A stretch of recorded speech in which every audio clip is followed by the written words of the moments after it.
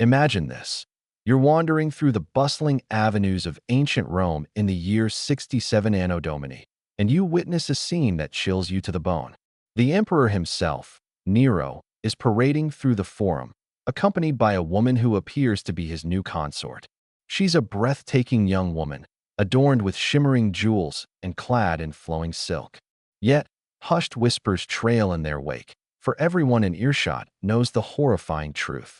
The individual by the side of the most powerful man on earth was once a boy named Sporus, and what Nero did to him stands as one of history's most disturbing instances of psychological and physical abuse.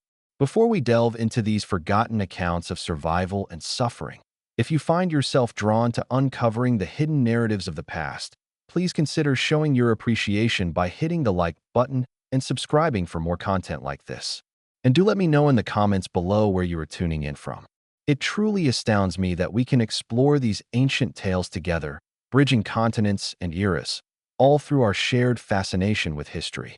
What you are about to hear is far more than just another chronicle of Roman decadence. It is the story of how absolute dominion can warp affection into fixation, sorrow into derangement, and a living person into a mere effigy, crafted to fulfill a single man's twisted desires.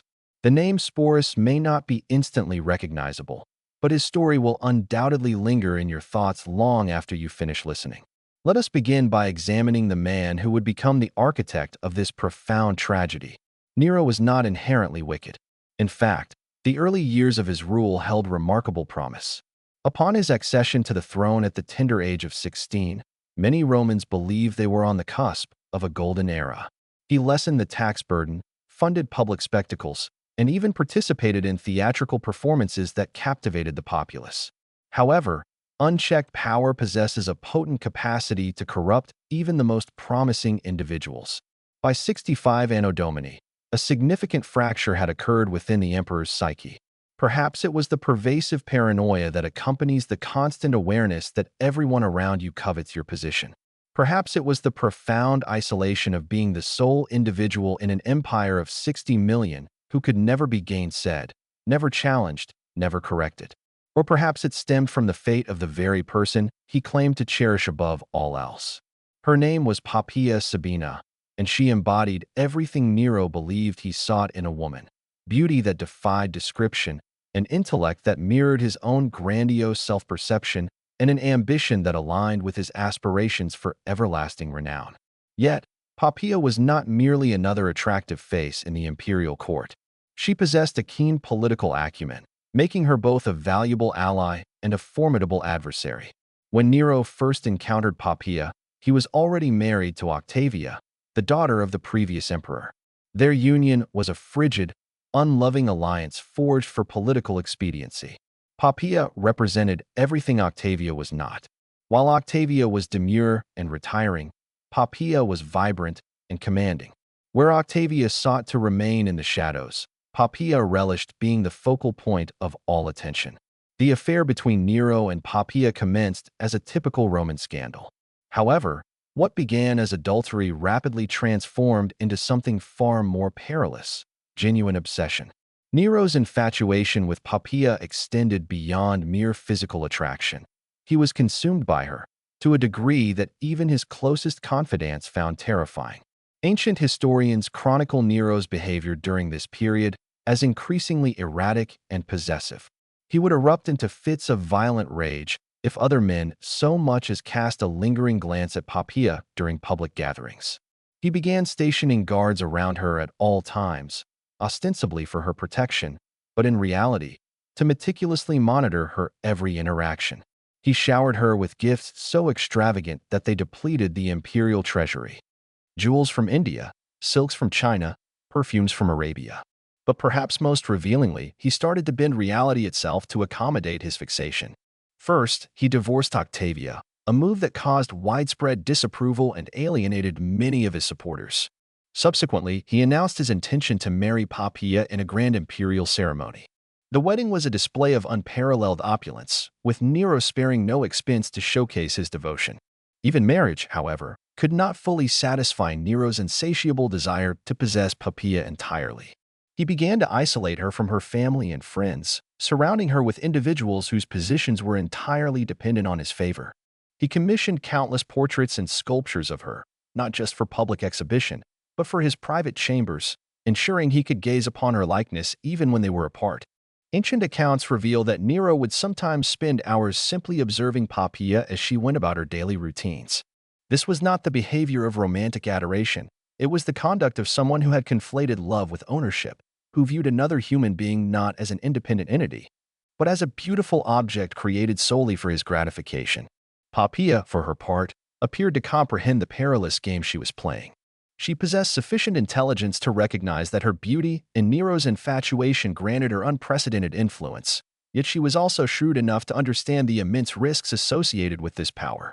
She began to leverage her position to advance her family's interests, cultivating a network of supporters who would safeguard her should Nero's affections ever wane. But Poppaea harbored one critical vulnerability: she was unafraid to challenge Nero. Unlike everyone else within the imperial court, who had learned to anticipate the emperor's every whim, Poppaea maintained her independent spirit. She would engage him in debates regarding policy decisions, critique his artistic endeavors, and even mock his performances when she deemed them subpar. The specific details of what transpired on that fateful day in 65 Anno Domini vary according to which ancient historian one consults, but the outcome remained unequivocally the same. During what began as a typical domestic dispute, with some accounts suggesting Nero returned late from chariot races, while others point to his theatrical pursuits, the emperor lost all control in a manner that would forever haunt him. According to Tacitus, the argument escalated when Poppaea dared to question Nero's priorities, implying he cared more about his public image than his obligations as a husband and father. At the time, she was pregnant with what would have been their second child, and perhaps the added stress made her less tolerant of Nero's increasingly unpredictable behavior. What transpired next has been a subject of historical debate for centuries, but the prevailing consensus is that Nero, in a fit of uncontrollable fury, either kicked or struck his pregnant wife with such devastating force that she sustained fatal internal injuries. Some historical accounts suggest it was a single blow to her abdomen, while others describe a sustained assault that left her bleeding and unconscious on the marble floor. Envision the moment Nero grasped the gravity of his actions. The man who commanded 30 legions, who could order anyone's execution with a mere word, who was revered as a deity in the eastern provinces, had just destroyed the very thing he truly cherished. The woman he had so obsessively adored was now dying as a direct consequence of his own unbridled violence. Ancient sources describe the ensuing scene as one of the most pathetic in imperial history. Nero reportedly threw himself upon Poppaea's body, alternately pleading for her forgiveness and commanding her to live, as if his imperial authority extended even to the realm of death itself. He summoned Rome's foremost physicians, offering them immense wealth to save her life, while simultaneously threatening them with torture should they fail. But it was tragically too late. Poppaea succumbed within hours, taking with her the unborn child who might have become Nero's heir. In that devastating moment, something fundamental within the emperor's mind shattered. The grief that followed was not merely emotional devastation, it represented a complete severance from reality. Nero's mourning became legendary. He refused to permit Poppaea's body to be cremated, as was the Roman custom. Instead, he had her embalmed and interred in a tomb more elaborate than those of his predecessors. He declared her divine, established a religious cult in her honor, and spent days conversing with her corpse as though she were still alive and able to hear him. The imperial court now faced the daunting task of navigating an even more treacherous environment. Courtiers were expected to participate in the pretense that Poppaea was somehow still alive, referring to her in the present tense and leaving her preferred seat vacant at banquets. Anyone who dared suggest that the emperor should move forward was promptly exiled or subjected to even harsher retribution. It was during this period that Sporus first entered Nero's awareness, though the young man was entirely unaware that he was unknowingly walking into a living nightmare. Sporus was likely around 14 or 15 years of age, born into servitude within the imperial household and freed during his childhood. He had been raised within the palace walls, receiving an education that prepared him for administrative responsibilities. This was, in fact, a position of considerable privilege. Freedmen employed in imperial service often enjoyed better living conditions than freeborn citizens of lesser social standing. However, this privilege came with absolute dependence on imperial favor. Freedmen owed their former masters everything, fostering complete vulnerability. They could be elevated to positions of great influence, but they could also be discarded, punished, or executed on a mere whim, with no legal recourse available to them. What distinguished Sporus in Nero's eyes was not his intellect or his skills, but his physical appearance. Multiple ancient sources concur that the young man bore a striking resemblance to the deceased Poppaea, particularly in his eyes and the delicate structure of his face. In an era when Romans believed that physical likeness indicated a deeper spiritual connection, this similarity would have appeared almost mystical. The first time Nero encountered Sporus following Poppaea's death, something significant shifted within the emperor's fractured mind. Here was an opportunity to reverse the irreversible, to reclaim that which he had so tragically destroyed. The resemblance was so uncanny that for a fleeting instant, Nero might have genuinely supposed he was beholding the spectral return of Poppaea, resurrected in a new form. Naturally, a significant complication arose. Sporus was male. However, for an emperor who had convinced himself of his own divinity and had engaged in prolonged conversations with a corpse, altering a person's gender likely appeared a rather trivial hurdle. What transpired next stands as one of history's most meticulously planned acts of sheer wickedness. Nero's intention wasn't merely to compel Sporus to don female attire. He resolved to render this transformation permanent. The emperor summoned Rome's most accomplished physicians, commanding them to undertake surgical procedures on the young man with the sole purpose of imbuing him with a more feminine appearance. This was far beyond mere bodily alteration. It constituted the systematic annihilation of Sporus's very essence as an individual. The undertaking was fraught with peril, excruciating pain, and irreversible consequences, frequently culminating in death due to infection or hemorrhage. Even if Sporus survived, he would be irrevocably altered in body, spirit, and societal standing. He would never have the opportunity to sire offspring, experience genuine romantic connections, or even be recognized as fully male within the framework of Roman society. The operation was conducted within the imperial palace, in specially designated chambers prepared for this specific purpose. Ancient surgical techniques were rudimentary, relying on basic instruments and rudimentary anesthetic methods.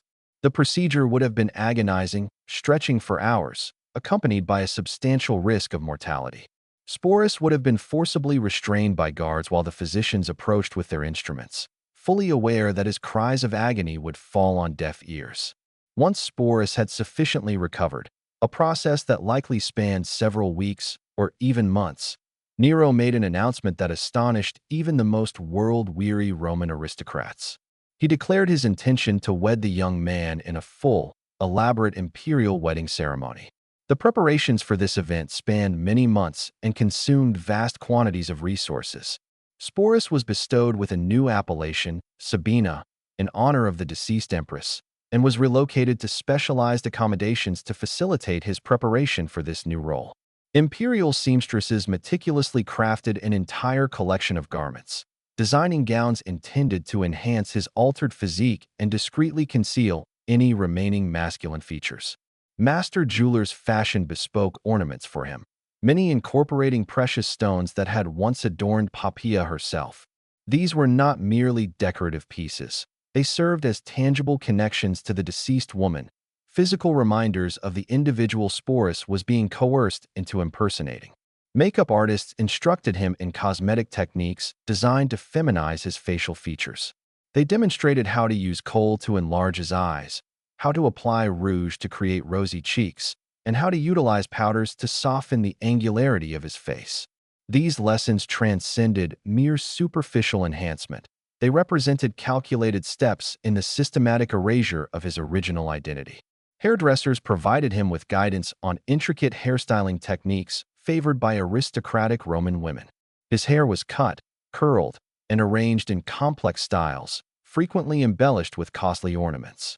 This daily ritual could consume hours, necessitating the assistance of numerous servants and the use of heated metal implements. However, perhaps the most psychologically devastating aspect involved instruction in feminine comportment and demeanor. Sporus was assigned tutors who would meticulously teach him how to walk, sit, and gesture in ways considered appropriately ladylike. He learned the proper way to hold his hands, position his feet, arrange his clothing when seated, and move with a grace that conveyed elegance rather than masculine vigor. Voice coaches worked with him to refine his speech patterns, instructing him to adopt higher vocal registers, and incorporate linguistic mannerisms commonly associated with feminine discourse. This was likely the most formidable challenge, as vocal patterns are deeply ingrained and notoriously difficult to alter through conscious effort. Can one even fathom the profound psychological torment inherent in such a metamorphosis? Each day, Sporus was compelled to gaze into mirrors, confronting a stranger superimposed upon his own face. Every lesson in feminine conduct served as a stark reminder that his genuine identity was being systematically dismantled.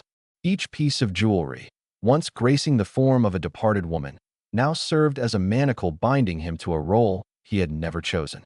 The wedding was slated for the spring of the year 67 AD, timed to coincide with religious festivals that would lend additional solemnity to the occasion. Nero spared no expense, treating the event as a legitimate imperial wedding, befitting the status of the most illustrious emperor in Roman history. The ceremony took place in the grandest hall of the palace, adorned with blossoms imported from distant lands and illuminated by thousands of oil lamps. Musicians performed traditional wedding melodies, while attendants offered the finest wines and delicacies. To casual observers unaware of the full context, the proceedings might have appeared as a conventional imperial wedding. Yet, those privy to the truth understood they were witnessing something unprecedented and deeply unsettling. Here stood the preeminent figure of power in the world, publicly espousing a surgically altered adolescent male disguised as his deceased consort. The ceremony incorporated all the customary Roman rites, including the exchange of vows, the joining of hands, the sharing of sacred bread, and the signing of legal documents, thereby formalizing this union. The assembled guests played their designated roles with commendable acting prowess, offering felicitations and opulent gifts while maintaining an outward show of appropriate joy. However, the atmosphere must have been heavy with barely suppressed dread, a mixture of morbid fascination and the nervous tension that invariably accompanies participation in something profoundly transgressing established norms. Following the wedding, Nero accorded Sporus the exact same treatment he would have bestowed upon a legitimate empress. The young man was provided with his own household staff, allocated chambers within the palace complex, and granted an allowance from the imperial treasury. He possessed his own palanquin for travel, steeds for riding, and a retinue of attendants. Yet, all this ostensible luxury came at an incalculable cost: the complete obliteration of his original identity and the perpetual performance of a psychologically devastating charade. Sporus was expected to accompany Nero to public gatherings, to be seated beside him at state banquets, and to embody the role of the devoted wife in all interactions. This extended beyond mere outward appearances. Nero genuinely seemed to believe he had succeeded in resurrecting Poppaea. He would address Sporus by his late wife's name, regale him with recollections of shared experiences that had never occurred, and anticipate responses that perpetuated this elaborate fabrication. For Sporus, each day devolved into a high-stakes performance where the slightest misstep carried the potential for fatal repercussions. He was compelled to retain not only the outward guise and feminine mannerisms, but also to respond as if he were, in fact, Poppaea herself. When Nero alluded to events from his previous marriage, Sporus had to react as though he recalled them intimately. Ancient accounts depict Sporus becoming increasingly adept at this deception, cultivating an almost preternatural ability to anticipate Nero's moods and provide fitting responses. Nevertheless, these same accounts also note his increasing withdrawal and melancholy as time elapsed, even as he continued to flawlessly execute his assigned role in public. The psychological burden is almost beyond comprehension. Each morning, Sporus awoke in rooms adorned to evoke the memory of a deceased woman he had never encountered. Every reflection in a mirror showed no trace of his original visage. Every conversation necessitated the pretense of being someone else entirely, possessing memories and life experiences that were not his own. For more than 2 years, Sporus endured this bizarre existence. However, his ordeal escalated dramatically when Nero resolved to embark on a tour of Greece. The emperor, considering himself an artist, was eager to participate in Greek festivals where he felt his talents would be duly recognized. Naturally, Sporus accompanied him, presented to foreign dignitaries as the Empress of Rome. One can only imagine the bewilderment of Greek aristocrats attempting to comprehend their conqueror, traveling with a teenage boy garbed as a woman, and insisting that everyone accept this transparent fiction as reality. By the year 68 AD, however, Nero's unchecked excesses had finally exhausted the patience of the Roman establishment. Uprisings erupted throughout the empire, spearheaded by governors weary of the emperor's erratic conduct and neglect of his administrative duties.